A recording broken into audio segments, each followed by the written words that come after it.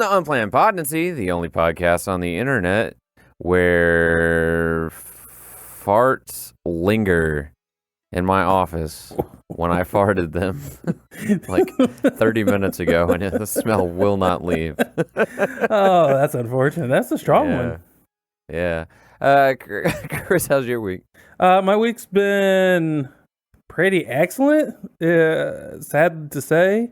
And I say sad to say because this week I have been dedicating myself to diet, exercise, and working hard.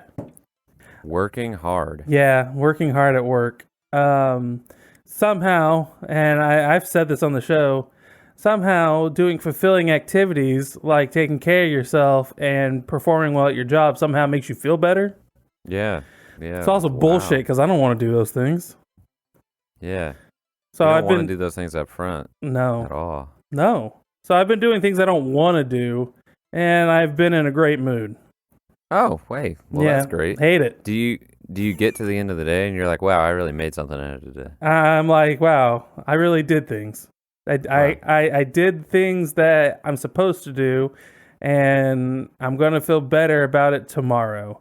Instead of I did the things I want to do, and I'll feel like ass about it tomorrow. So. Hell yeah, man. That's awesome. What kind of workouts you been doing? Mostly just going outside, getting some walking in, getting a little jogging in. I'm not a runner. I'm never going to run. Doesn't matter if I lost 900 pounds and was like bones. You were negative weight. Yeah, it just... And space was literally pulling you through. Yeah, I'm not running. I hate running. Okay. Even at my peak physical condition when I was doing sports, I didn't like running. I'm not a runner. But getting outside, just walking for an hour, doing a little bit of jogging, lifting, stretching. I'm getting older, Yeah. so I got to make sure I do those stretches and get my ligaments taken care of and my joints all stretched out. But getting back into weightlifting mostly. I bought weights, I don't know, a month ago, and now I'm finally starting to use them. So, yeah, I used to be big into weightlifting and getting back into it, and yeah. Hell yeah, dude. Hell yeah. It'll make you feel even better. Yeah, maybe. Well, we'll see how long it lasts. Yeah. Well, I believe in you. Hey, thanks. Yeah. Keep doing those things. Hey, keep feeling good about yourself. The more you do them, the more you feel good about yourself, and the easier it is to convince yourself to keep doing them. That's true. You get a certain high off of doing the right things, and that can carry you forward until you realize you want pizza. But sometimes you just gotta slap down a pizza and work out that day. But that's been me. What about you, Matt? How have you been? Last week I had the week off from work. I went to Chicago to visit the homies from Don't Look Under the Internet. Yeah. And we recorded a Halloween episode. You can go listen to that if you haven't already, but let's be real, you probably already have. And I have also been working on myself a little bit. I really fucking hated going back to work. That was bad. Was really in a really bad spot earlier this week. Starting to get over that now. I've been working on running more. I have another half marathon coming up later this year. I already did a couple earlier this year. Hell yeah. And the first one went terrible. The second one went really well. And hopefully this one goes even better. Hey, man. I bought a running watch. Hey, there you go. Yeah. What's the difference? What's a running watch versus like a smartwatch? So it's got GPS on it, and then it's also got like stuff built into it that will like tell you about your heart rate and conditioning and stuff. And like when you go on a run with it, it'll like break down your like heart rate throughout the run, tell you what your like physical condition is, and then it'll like estimate like your times on certain race distances and stuff. So, well, that's fucking cool. I just got it today. I haven't run with it yet, but we'll see if I like it. I hope you do. I hope I do too. Unless you don't, and then you can just throw it in the trash, and then that was a waste of money. That was a waste of money. Yeah. Well, should we get into the topic for this week? Yeah, I suppose so. I just wanted to say that I feel you on the coming back from vacation thing. I've definitely come back from vacation and arrive back at work and be like, I really wish I was still on vacation. It's kind of the worst part about going on vacation is you realize how good it is not to work. Yeah, part of that and part of the focusing more on running and weightlifting and stuff too, because I've also been doing that, is I had this crisis where I was like, man, I am actually getting older. 30 will be here very soon. Yeah.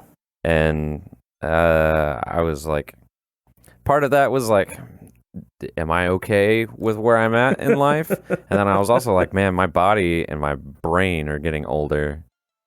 And so, yeah, all that was kind of wrapped up together. So, yeah. Well, luckily, after you break 30, you realize every year your body just gets worse. And your mind just gets worse. And it's all downhill, and there's nothing you can do to stop it. No, it's... in my experience, since I'm a bit older than you, it's it's a challenge to realize where you're at and cope with where you wanted to be, and then trying to realize that where you're at's fine. You're not in a competition with anyone. There is no race going on. It's all about you versus yourself. And then in regards to how much time you have left, I mean, we're all here for a limited amount of time, and it's really about happiness, and I think a lot of people around our age struggle with that. But I think that's a whole topic in of itself. Yeah, that's a whole podcast in and of itself. But glad you're coming out of that funk. Thanks.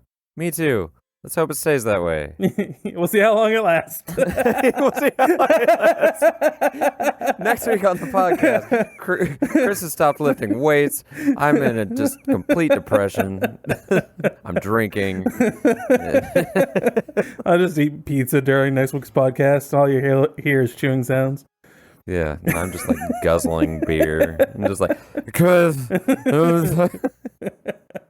I'm 30, Chris. Be 30. Stay tuned for that, everybody. Yeah, the inevitable downfall of ourselves. Anyway, now you want to get into the topic? Yeah, let's get into that topic. What are we doing, Matt? Okay, so this week, I have a topical topic for us. Ooh, topical topic. As you probably know, Elon Musk recently bought Twitter, and he's been making some big changes. He says he's going to fix the whole company, and he's going to make Twitter the social media platform to be on. Yep. And I have two questions for you that I'd like to hear your answer to. One, wasn't it already the social media platform to be on? One, what was wrong with it? No, the first question is, how do you think that's going to go? How do you think it's going? And we don't have to spend a whole lot of time on that. I just want to hear your opinion on it real quick. And then the second question, which is the more interesting one, is if you had billions of dollars and you had to pick something, it doesn't have to be a social media site or something. Is there something, like some company or something that you would buy that you would try to fix? Okay, so let's start with number one. I don't know if that was a siren outside my house or a horse neighing. I don't know. It's the zombie apocalypse. Oh, fuck, please. Actually, let's not, because we know I wouldn't survive at this point. Yeah. We've done this enough times to know that I will die. That's actually the saddest part of this show is I've realized I won't survive any apocalypse. So that just can't happen. Anyway. Yeah, that's part of the conditioning. I realized doing those episodes that I need to be able to run. Yeah. Because I'm not going to be able to survive any other way. Well, shit. Yeah, I guess I should start studying botany and stuff. Anyway, how is it going now? Do you mean how's it going? How is his acquisition going? Yeah. Yeah. How do you think he's doing in his like first week of takeover? And how do you think this is going to end? So what's interesting is the biggest piece of information I've seen about it, I guess the couple, is that he fired a bunch of the top execs, wanted to trim the company down to like a few thousand people from like tens of thousands or like 10,000, 20,000, something like that. So he wants to cut the staff in like a fifth. And then he's changing the verification system so that anyone can be verified. They have to pay for it. Yeah. So let's okay, so here's my opinion. I don't think any website, especially something like Twitter, which provides no content. Yeah. And it's just a place where everyone else provides the content and you're literally just a user interface. I don't see how that can take 10,000 people to run. Period. I don't know how that would be Is it possible. content moderators? I don't know. I don't know what those people are doing. 2,000 people to run a website seems really reasonable to me. Now, I can't imagine what those 8,000 other people were doing that he's firing. That blows my mind. Content moderation has got to be what I imagine they're doing. That's so many people to just sit and look at. I mean, the functionality of the website is super basic, right? Yeah. Like you can upload videos, you post text, and it shows up on people's timelines. Yeah. Like, I'm sure there's people there who are, like, working on figuring out algorithms and shit on what to show you. Yep. But, yeah, I don't know what those other people are doing. Yeah, but how many people does it take to work on an algorithm? Like, I have no idea. Like, okay, let's just go with the high number. Like, 300 people sit and work on this one algorithm to provide content. Okay, 300 people. What are the other 1,700 doing? And that's just at 2,000. Like, how many people do you really need in HR? I don't know. Like, how many people are working on redesigning the Twitter logo constantly to make it more appealing? Like, I cannot fathom 10,000 people to run a website like Twitter. Maybe they have like psychologists on staff who are like doing experiments on people to see what sort of stuff people respond to. I don't know. It had to have been stuff like that. Like, I know game companies hire psychologists, and like people that specialize in like gambling addictions to like create systems to hook gamers and stuff. It seems reasonable that websites would do that kind of thing to keep people on their website, so that retention time is high. Yeah, but that still seems like it would fall within 2,000 people. Right, but like you're saying, they don't create any original content. Like, it would make sense if, like, Netflix has 10,000 employees because they make things. Yeah. Like, yeah. I don't know. They make movies. Yeah, so, I mean, he may be onto something. Maybe they don't need all this. I feel like I don't know. There's no way. Outside of that, so that's number one. That seems fine. That seems reasonable to me. I don't care, though. Not my money. That doesn't really affect anything. Twitter was running. It's still going to run. So I don't whatever. Getting rid of the top executives. Also, I think is a great idea. It's a website. How many fucking executives do you need? It's the same thing with 10,000 people. There can't be that many people making decisions about fucking Twitter. It's got like 17 buttons. It's not that complicated. So there's that. Yeah, that's fair. Third one, and the one that affects the user, the Twitter verification. I think as it currently exists, the blue check mark represents a status symbol. It's I am well known enough that Twitter will say, yes, you are you. As I understand, what Elon wants to do is move it to anyone can get a check mark by going through a verification system and paying $8 to go through that and proving that they are them. Yeah, I guess. I don't feel like the blue check mark system as it stands has been an issue with people who aren't supposed to be verified getting verified. It is kind of weird as it stands though, where like some people who have basically done nothing get verified, and then you have huge people who haven't been verified for that like doesn't make any sense. Like Linus Sebastian from Linus Tech Tips isn't verified on Twitter. Right. Why? Like, but then there's people who have like 3,000 followers who, I don't know, make TikTok videos or something who have a blue check box. Yeah, it's really strange because the verification system, which is in its name, is to verify that the person posting is who they say they are. Right. And so that I'm not just saying that I'm Tom Cruise, I am Tom Cruise. Right. So, yeah, I don't know why. I don't think the problem has ever been that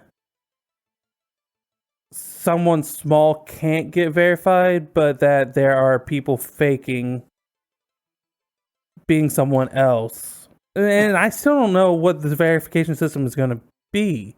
Are they going to check like driver's licenses and stuff? Are they going to use like banking systems? Do they already use like banking systems to verify people's identity? How do you prove Tom Cruise is Tom Cruise and that I'm not Tom Cruise unless you like ask for the driver's license? Yeah, I mean that's how like crypto sites and stuff do it, right? Is you have to take a picture of your ID and upload that, and then you have to provide information about like you have to provide your social security number and stuff like that. So I assume it's a similar process. Yeah. Like. But what about people who don't go by their names? Like, they go by internet handles instead. Oh, right. Like Markiplier. Yeah. Like, how do you know that that's the real Markiplier? His driver's license doesn't say Markiplier. Right. It says Mark Fishbach. Which, if you know enough about Markiplier to know that that's his name, sure. But if you're an automated system... Maybe that's why they have 10,000 people. They have to have enough people who know things. Yeah, maybe. About random shit. Yeah, because an automated system can't put that together. Mm-hmm. Right. Unless there's a spot in Twitter where you have to enter your actual name and like other personal information for it to then be verified against your driver's license. So I don't know. Yeah, I mean, now that I'm thinking about it, like something that is as heavily used as Twitter, there's probably a lot of support staff that have to go into making that work for the reasons like that. Yeah. Yeah. I would assume so. Because like, if you get banned for something mistakenly or something, there have to be people on the other side that you can get in contact with to fix that. So, yeah. I don't know. Well, but going back to the verification system, I don't know. I don't think it fucking matters. I don't know why he wants to charge for it other than to make money. I don't know what that's going to change. I don't know that the people getting blue check boxes that aren't those people actually was really that big of a deal. But yeah, I don't know what the intention behind it is other than to verify more people and make money. Yeah. I don't know. Well, I guess my question is, how do you think it's going to turn out? Like, do you think this is going to change anything? Do you think this is your use of Twitter going to change? Yeah. No. Okay. It's not going to do anything. I don't care if Jack Me Off 92 is really Ted Bixby. I don't give a fuck. Who fuck cares? Well, that's not the entire point of the takeover. The point of the takeover was also that's just the verification. Was to like make the content moderation stuff less strict and to I don't know. I don't know what. I have not been to a part of Twitter where you couldn't post what you wanted. Yeah. Well, I have seen the N-word on Twitter plenty of times, so I don't know what we're not able to post. There's porn all over Twitter. Yeah. What are we not able to post right now that's legal? I don't know. I mean, people have gotten banned from Twitter for hate speech. Like, well, I mean, Trump got banned. There have been people... I don't know. I mean, part of the argument that people make is that people that have been banned from Twitter should be able to say what they want to, even if it is hateful rhetoric, just because free speech. And I think that's part of the whole takeover, is that he wants to just be like, look, people can just post what they want to post, man. Here's the thing, and here's my two sides to this. Mm-hmm. Freedom of speech, yes, it is part of the U.S. Constitution. We are supposed to be able to say whatever the fuck we want to say, but the freedom of speech does not mean you can speak freely in any forum. Right. That's two totally different things. It just means you can't be arrested for saying something. That's all the freedom of speech means. It means if you go outside and yell the N-word, you can still get in trouble for it. You can't be arrested for it unless people can stop talking to you. Yeah. If you're being a nuisance and causing like social disorder by doing something with your speech, you can get in trouble for that because you're not just speaking. Yeah, now you're disrupting the peace. Yeah. You're causing issues. The ability to say something is not the same as being able to say something anywhere. And I think a lot of people confuse that. And yeah, like it's like you can tell somebody to go fuck themselves, but if you walk into the middle of a funeral where people are grieving or something, and you walk up to grandma and you're like, fuck you, grandma, people are going to escort you out. Yeah. And they should do that. Yes, and they should do that. You can't just tell your boss to fuck off. You might get fired. You can say it. You're not going to get arrested, but you're probably going to get fired. So it's the same fucking thing. If as a social platform where anyone can access, is it okay for people to be able to say literally anything? Maybe. If that's what Trump, or if that's what Musk wants, then okay. If he bought Twitter, if that's what he really wants, where he can have people on there saying that pedophilia is good and rape is fine, and that's what he wants, okay. Weird choice. Weird flex, but okay. Yeah. Yeah, I mean, like, the thing with with freedom of speech is like it's within people's right to ban people from their platform for saying things they don't like. Yeah. It's within Elon Musk's right to buy the platform and let people say whatever they want to. Yep. As long as it's not... I mean, there is speech that is illegal, like making threats towards people. Right. So, I mean, I feel like they're still going to have to do something about that. But... maybe they're not going to. I don't know. Where I'll end this question is just, where do you think Twitter's going to be like 2 years from now? Do you think anything's going to have changed? Do you think the number of people using Twitter, the type of people using Twitter, the typical content the average person would see on Twitter is going to have changed at all? Realistically, what I foresee happening is that a lot of changes are going to be made, and then a lot of changes are going to be walked back. That's what I really think is going to happen. Yeah, that's 100%. I think they're going to try to be like, say whatever, and then people are going to say whatever. They're going to be like, you can't say that, and it's immediately going to walk back. Now, if they don't do that, if Musk is like, yeah, they can say whatever, and we're going to let them say whatever, you're going to see Twitter basically turn into 4chan. Yeah, like, because that's what 4chan is, normal people will leave. Oh yeah. No one wants to see 4chan beyond the ages of like 16 to like 19 and being like weird. You don't want to see 4chan. Yeah. No. Your average person is not going to want to be associated with that. Twitter will gain a reputation for being the edgy place on the internet, and if people know that you're on Twitter, then people are going to judge you. Yeah. And normal people aren't going to want to be associated with it. But I think that you're absolutely right. I think this whole thing is much ado about nothing, because I think exactly what you're saying is going to happen. He's going to talk a big game and make a couple of big changes, and it's going to backfire real hard, and their investors and stuff are going to be like, no, we're not doing this. Yeah. And he's going to be like, oh shit, I'm losing a lot of money now. And then it's just going to go back to exactly the way it was. Yeah. I think nothing is going to happen. Yeah. That's realistically. That's it. that's how it's going to play out. It's going to be nothing. Yeah. Twitter is already too free as it is for you to notice any change unless it's a negative one. Right. Yeah.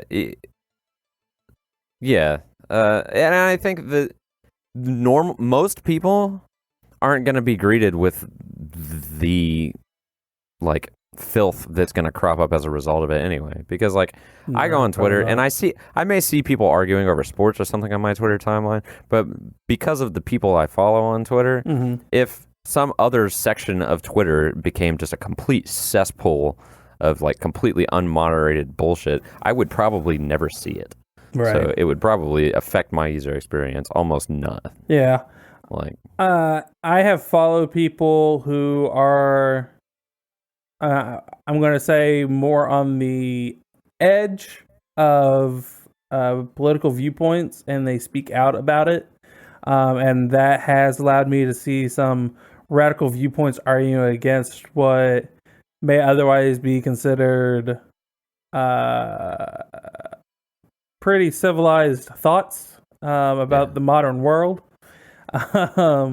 If that gave any indication as to what I'm talking about. And you know, people say some pretty fucked up shit on the internet, and then like, oh, for sure, they get into these arguments, and if you click on their profiles, you see that that's just who they are. They're just fucked up people. Yeah. And I think those kind of people will congregate together as they always have. Yeah, well, I mean, I've seen network graphs of like people's religious and political affiliation and like who they follow and stuff that are done by data scientists and stuff who use the API. And there are two very distinct circles of Twitter with almost no interconnection in between, where like you can very much see that there are two Twitters. That's crazy. Pretty much. Where it's like there's a very liberal like feedback loop going on one side, and then there are a few purple connections in between, and then just a very large red interconnected network. That's crazy. Can you imagine being one of those purple connections and the shit you must see? It would just have to be just constant bickering and like I mean, it's almost that anyway, but yeah, you'd have to see some wild shit. Yeah, that'd be unfortunate. But yeah, I agree with you. In the end, I don't think anything's going to change. So second question was, if you had Elon Musk money and you could buy a corporation or something that you think needs fixing, what would you fix? And let's stop for a second and think about like, because no one person is going to be able to totally fix anything that is large as a corporation. So put that out of your mind for a second. Like let's assume that you have some sort of magical power to enact widespread change through a large corporation. Yeah. It's interesting because off the top of my head, like I'm trying to think at the corporate level and not like an entire market, because like if you pick like Johnson & Johnson, you're not going to change the entire medical market. Like that's just not, what are you going to do? So I'm trying to think of like a company that I could buy and potentially make like a big impact on people. And I think I'd have to go with something like Walmart. Okay. Something that is everywhere and like a ton of people have access to.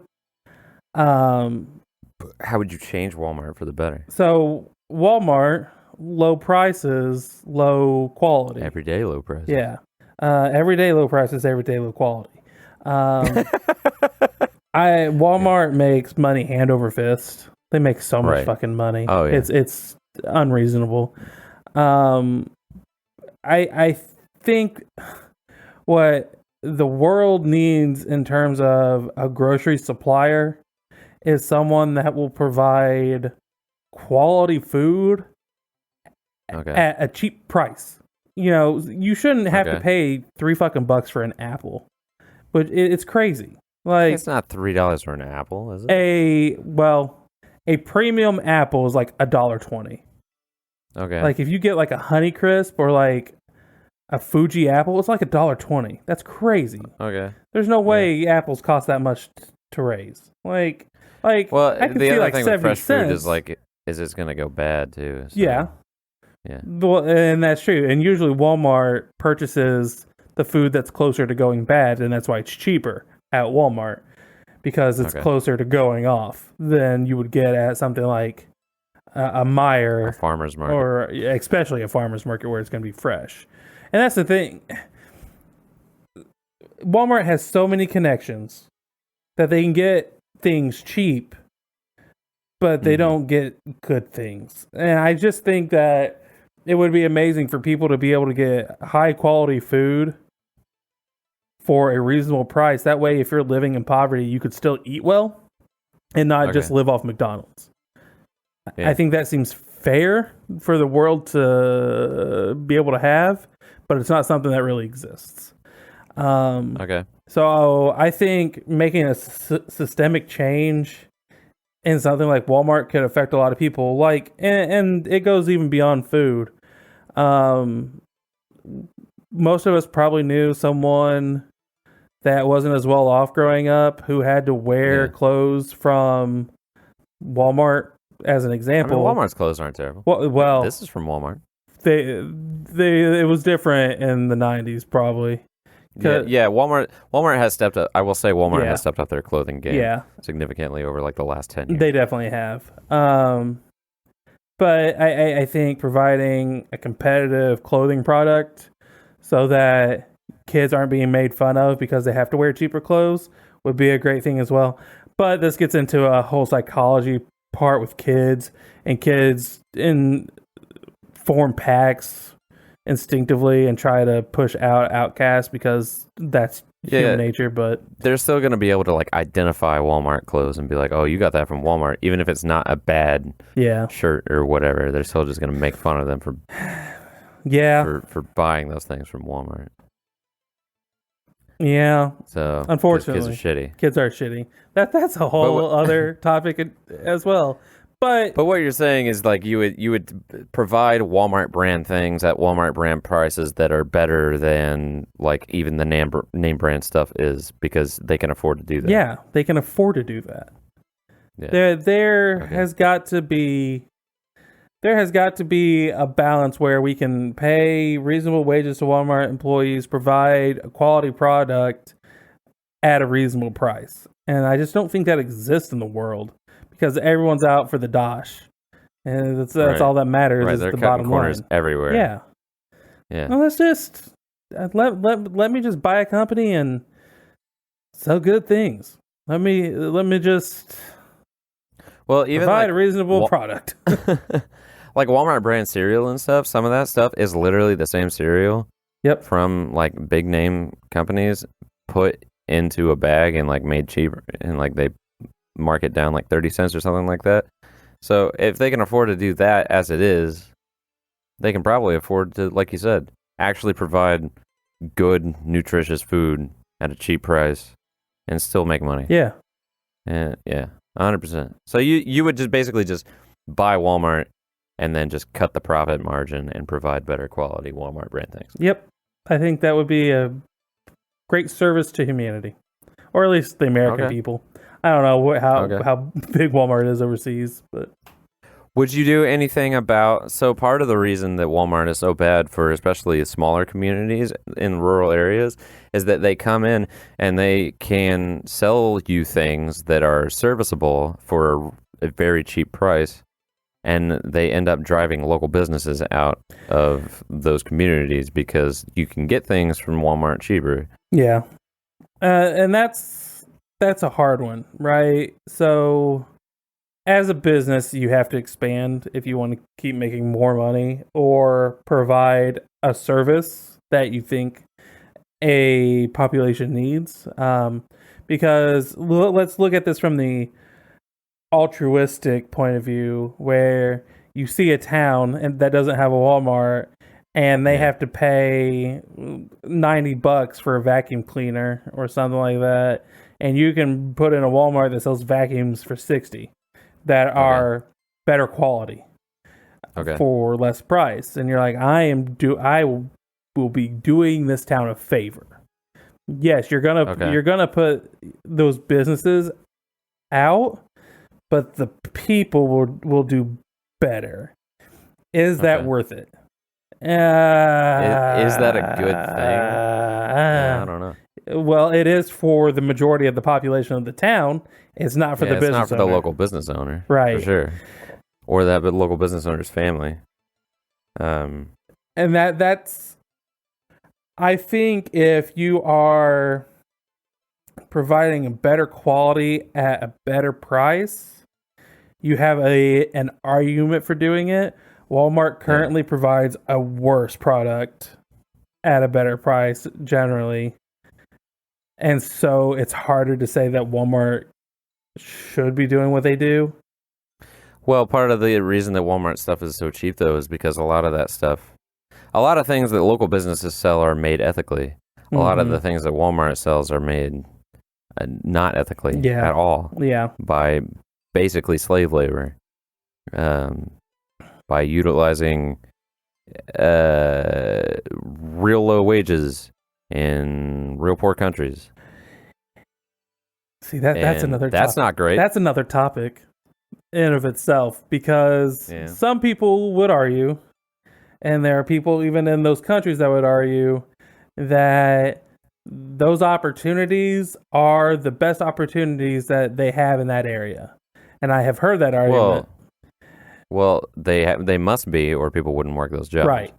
It's for some of those areas. It's you can work in the Walmart sweatshop, or you can work in the mine.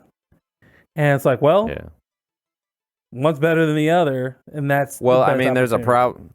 There's a larger problem that has created this situation. Yes. That Walmart is capitalizing on. Is it Walmart's fault for reinforcing it by capitalizing on it? Or is it not Walmart's fault? Walmart's fault.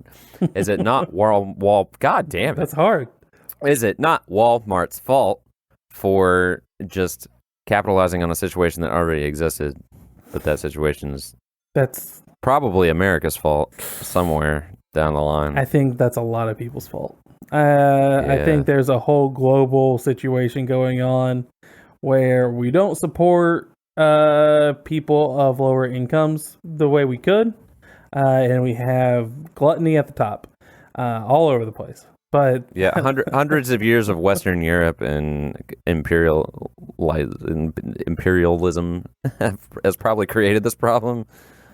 Well, plus, I mean, you've got countries like Saudi Arabia where like the richest person has more money than like literally everyone else combined, which is crazy. Yeah. And the human condition is at fault for a lot of this stuff. Yeah. Just so. But that's a whole other topic. Walmart in general. Into real spicy territory. Yeah, Walmart in general I don't know the work conditions of their sweatshops. Yeah. Hopefully, if I was to buy the company and continue using, because you don't want to pull them out, because then all these people have no jobs. So now you have to try to make a better working situation for the people in these areas. Hopefully we're able to do that while still improving things here as well. I don't know, man. That's a real balancing game that goes beyond just what I would want to fix. Yeah. Yeah, but the bottom line of what you're saying is Walmart makes so much money. There has to be a way to do things better to utilize Walmart's established dominance and infrastructure to just do better by humanity. Yeah, I think so. I agree with that. What about you? Okay. Well, what's your company? I think I'm going to buy Electronic Arts. So EA. Yeah, EA has a lot of good IP that a lot of people are really nostalgic about. They've got Need for Speed. They've got Star Wars games. They've bought up so many small developers over the years and own so much IP. And then they just ruin those games. Yep. by rushing them out and making as high a profit margin as possible and stuffing as many microtransactions into them as they can manage. And I would just buy them and just basically I'm just taking your idea that instead of Walmart makes so much money, there has to be a better way to do this. EA makes so much money that there has to be a way to make games for these IPs that people actually want to play, that entire sole purpose is not to just suck as much money out of the player base as possible. Yeah, so absolutely. You're going to try to fix the world. I'm just going to try to fix things for gamers. Yeah, honestly, it's reasonable. And I didn't even... Because now I'm like, you're so right. There are so many things to be fixed in the video game world that if you bought up one of the large publishers like EA or Activision, you could make things so much better for so many people who game. Yeah, if you had somebody who was just like completely authoritarian and like completely in charge from the top down, who didn't care about maximizing profits and lining their pockets, then you could make such better games. Yeah. You could make better games with less predatory monetization. Games that don't only last for 1 year until they're replaced by a new version. It's crazy. Just games with a decent quality. Yeah. 100. Like, there may be some sort of argument to be made for like corporations like Walmart have to do some of the sketchy things that they do to turn a profit. Maybe. But it's not expensive. It doesn't have to be expensive to make good video games. And like large video game developers don't have to turn to the shitty tactics that they turn to. To make games profitable. And that's the thing. The video game industry got to where it was because it was successful. Right? It was so successful that people were like, let's put CEOs of like other businesses in charge of video game companies so that they can milk this fucker dry. Right, exactly. They were already like, look how much money we're making. And it was fine. At that point where they were like, look how much money we're making, these things weren't issues. And they became issues after that. Yeah, exactly. They were making so much money that they wanted to make more money. So let's walk this back. let's go backwards. We can sell a lot of units and not have to fucking milk people dry off of microtransactions every fucking month with a battle pass. Like, come on, guys. Let's get off this fucking crazy train. And oh man, we could do an episode on fucking video game monetization because it's awful. It's so bad right now. I don't know if that's gonna get worse. I don't know if that's gonna get better either. But again, that's a whole thing. It'll get right up to the point where people won't take it anymore, and then that's just where it'll stay. Might be pretty close to that right now. Yeah, I think. Well, the thing is, like, every new generation of people will tolerate a little bit more. Like, we may be at the limit of what you and I would tolerate. Like, there's a point where if video game monetization got 10% more predatory than it is now, I would just stop playing video games. Yeah. And because it just wouldn't be fun to me anymore. I have bought AAA games that otherwise could have been decent that had monetization models that I was just like, I don't enjoy this and I'm not playing this game anymore. Yeah.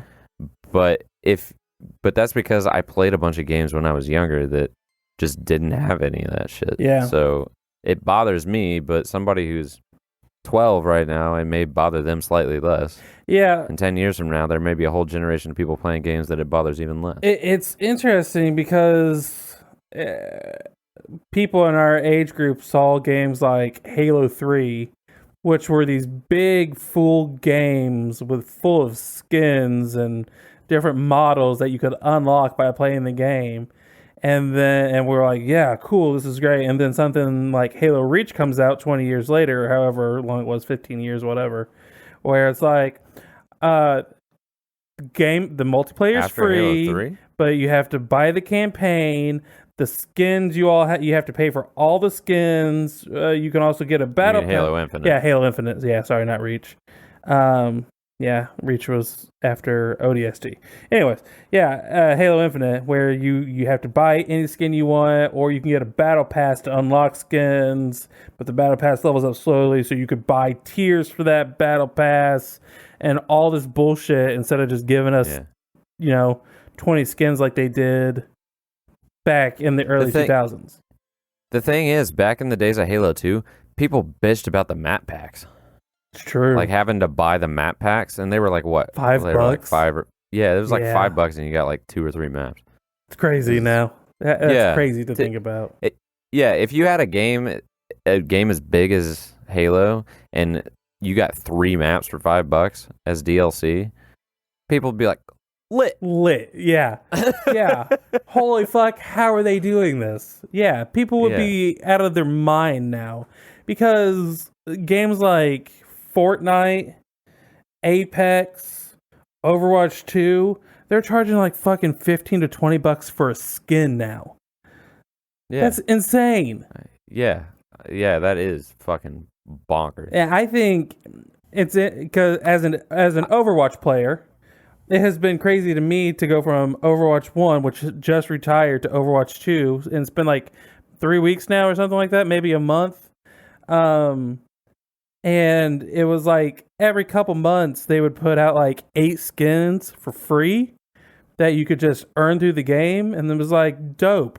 8 skins, and now every one of those skins is $20. And people used to complain that there weren't enough skins when they released, and now every one of those fucking things is $20. It's crazy. Yeah, it's fucked up. It's such a big change just in like the 7 years or like 6 years from Overwatch 1 to Overwatch 2, and how much they had to change their monetary or their monetization model to fit with current trends.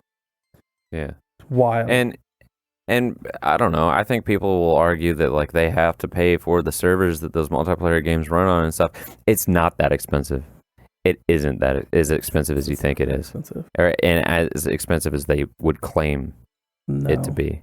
Like the amount of processing power you actually need to run like one multiplayer match of a game as simple as Overwatch is so little. Like you can run a game server that would probably host like 10 matches on like a laptop. Yeah. Probably. Like, it's not that expensive. Yeah. The type of data you're moving isn't expensive. It's just not so it's that argument not large data. I guess. And if that was an issue, we could go back to the system that we used to have, where there was just dedicated servers or stuff.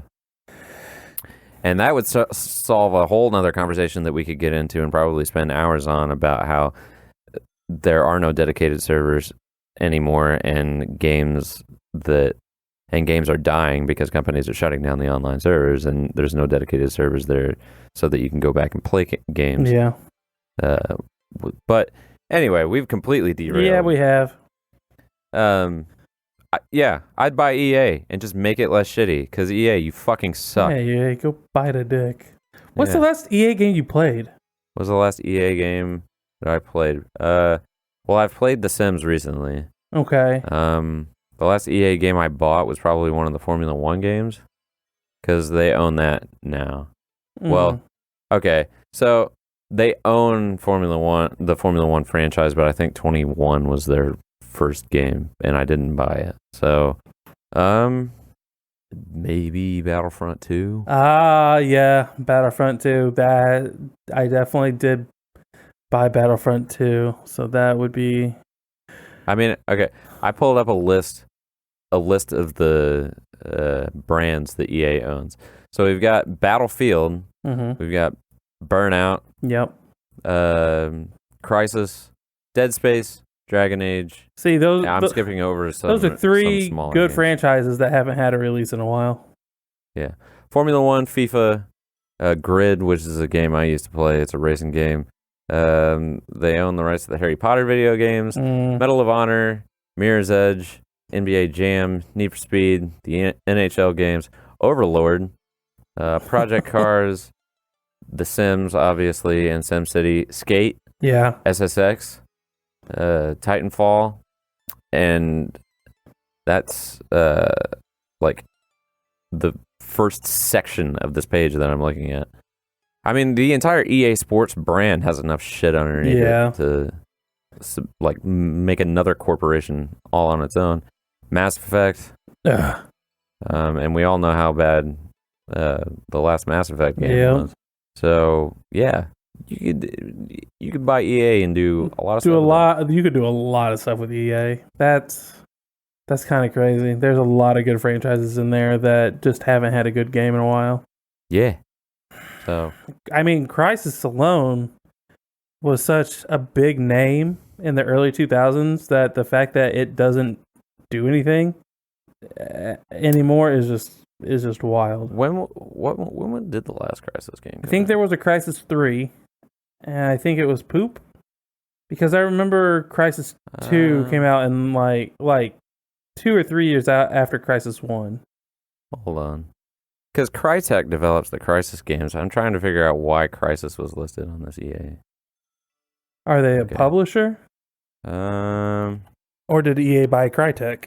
Because I could believe that. Yeah, because Crytek made Titanfall, didn't they? Okay, yeah, they're developed by Crytek and published by Electronic Arts. So I don't know if they actually own the IP or not. But I think publishers have more. Well, this is another conversation. I think publishers control a lot of what the developers do. Yeah, because they have like release schedules and stuff, and they're like, "Hey, we need to put this out." And probably. I think publishers give the developers money too, and everyone knows when you give money, you get control. Yeah. Anyway, so a valiant effort on your part for trying to save humanity with Walmart. Hey! I'm trying to save people who like EA games from having to deal with microtransactions and buggy releases. I think that's still noble. So. Saving the video game industry is a noble thing. Yeah. Is there anything else you want to talk about? Oh man, Twitter. Bounce. You know what? If you're on Twitter and you're listening to this episode, hey, check us out on Twitter. We don't post there. We don't. So it's gonna whatever happens with Twitter will affect probably nothing with our Twitter. Oh, we're gonna get verified. You watch it. We're gonna get our Twitter verified. I'd spend $8 to get us verified on Twitter. Look at this blue check mark that means nothing. Yeah, so check out our verified Twitter when that happens. I don't know. I think Twitter is just it was a weird move. Dude has a company to explore space, to probe people's minds, to make cars that drive themselves, and he bought a fucking social media platform where people argue about penis size. I don't know. It was a weird move, man. Yeah, that's the thing is like what's going on Twitter that's that important that he needs to be spending his time on it? Nothing. Twitter is awful.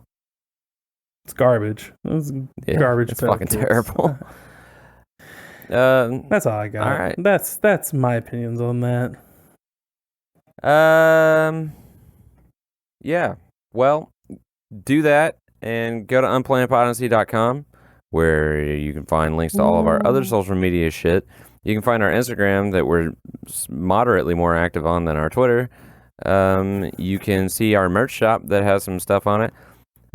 New merch shop, relatively. We have had the new merch shop less time than we had the old merch shop. Hey. So I'm still going to call it new. New by comparison. Thanks for listening. Yeah. You know what? This show's nothing without you, the listener. Without the listener, we're just talking into a microphone. Yeah. Without you, it's just two guys talking to each other. With you here, it's just two guys talking to each other. So great. With a listener. Yeah. Great. Thanks for being here. Oh, Jesus Christ. Okay. Bye, everybody. Bye.